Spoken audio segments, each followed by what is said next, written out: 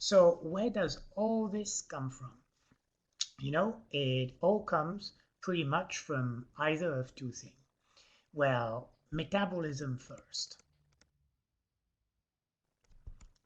When we do metabolism, you should remember that mitochondria,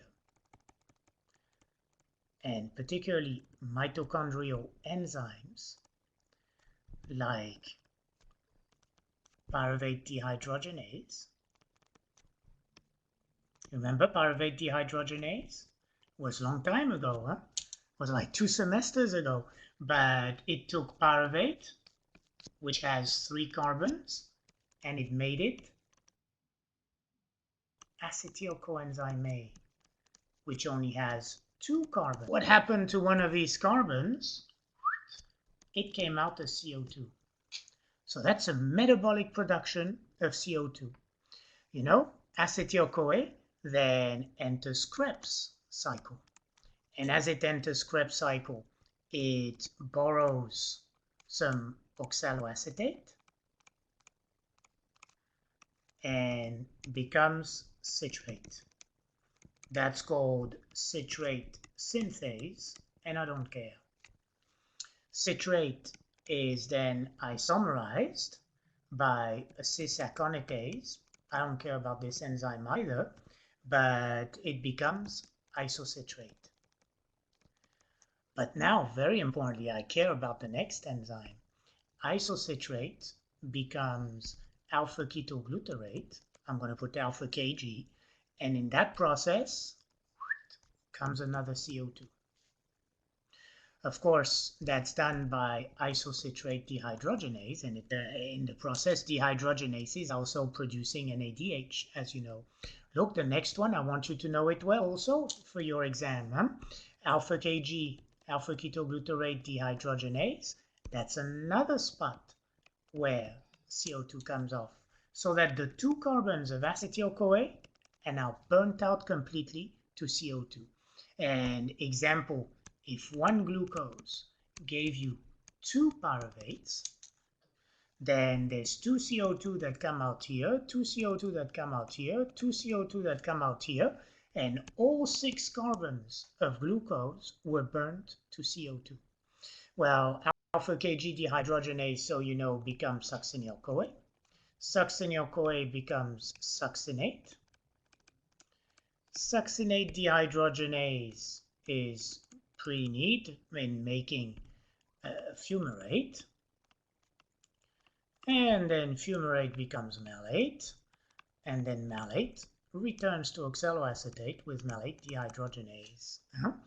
Now, so you remember, succinate dehydrogenase produces FADH2, pyruvate dehydrogenase produces NADH, this one produces NADH, this one produces NADH, and that one produces NADH also. So primarily we produce NADH and FADH2. So metabolism produces CO2. And it produces CO2 through dehydrogenases. Okay, what's going to happen next? You okay with a quick review of Krebs? Did it ring a bell to all of you? So for a biochem integration in here, remember PDH, isocitrate, and alpha ketoglutarate dehydrogenases, your main enzymes to produce CO2 in med school, that is. So now you know why we're going to have metabolic production of CO2. Now, your next stop is going to be the electron transport chain, and from in the mitochondria. So you're in the mitochondrial matrix.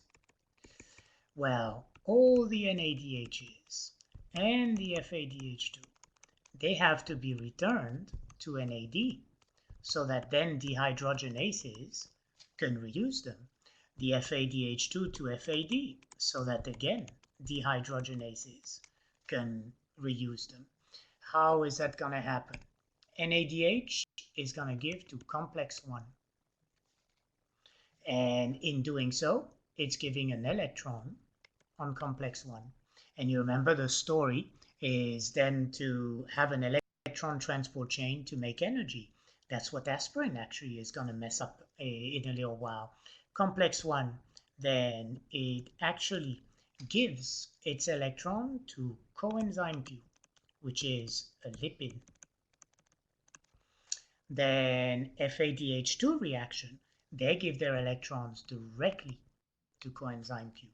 And an example here for your biochem, example, succinate dehydrogenase, and it's also known as complex 2.